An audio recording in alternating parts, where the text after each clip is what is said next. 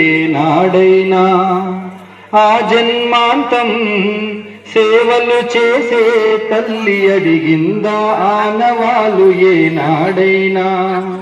అనామికత సందేశం హైందవ జీవన సారం, అనామికత సందేశం హైందవ జీవన సారం. జనని జన్మ కారణం జన్మభూమి రుణం, సంఘటనం ఒక యజ్ఞం సమిధగమన జీవనం.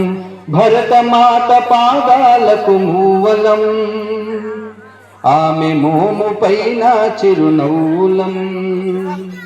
మమతల సిరులై తన్మయ ఝరులై మనం సాగాలి సమరం మున సాగిన శరమై.